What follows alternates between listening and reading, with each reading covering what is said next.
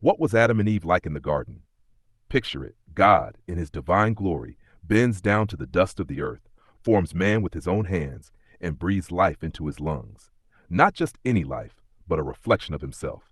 Adam rises, not as an accident, but as intention, given dominion over every creature, every living thing, the birds of the air, the beasts of the field.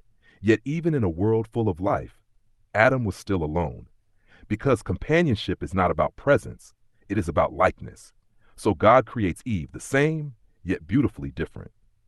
Now hear this. Adam and Eve, they were pure, untouched by corruption, unfamiliar with evil. You might even say they carried the innocence of children.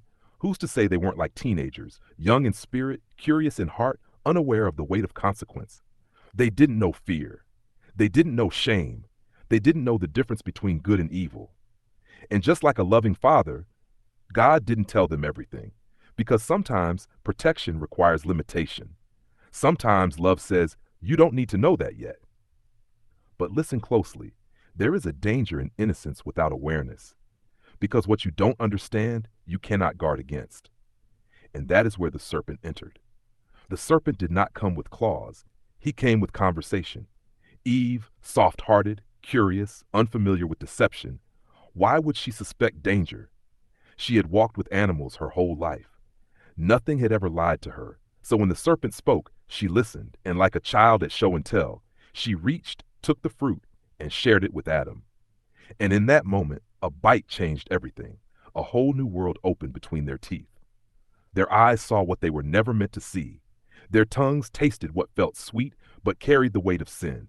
They now knew what only God and angels knew. And God, oh God, already knew. But like a father, he called out anyway, "Where are you?" Not because he lacked knowledge, but because he was giving them a chance to take responsibility. But instead, Adam pointed fingers, blamed Eve, blamed God.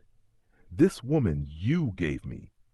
Avoiding truth, avoiding accountability. And just like that, innocence gave way to blame. Now hear the consequence.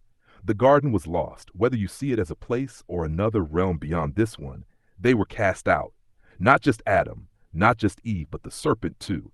All three touched a knowledge that was never theirs to claim. And consequences followed. Eve, pain and childbirth and a cycle of suffering. Adam, toil, labor, sweat upon the earth just to survive. The serpent, cursed to crawl, to eat dust, forever lowered. But I ask you this, what drove the serpent?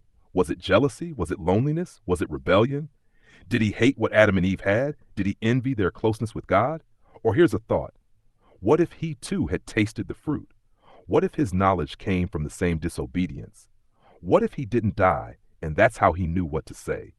And that question leads us further to Cain, because evil doesn't just disappear. It travels, it settles, it takes root. And when it found a place, it found it in Cain's heart. The seed had to go somewhere, and it grew. That's the story, not just of a garden, but of innocence, choice, and consequence.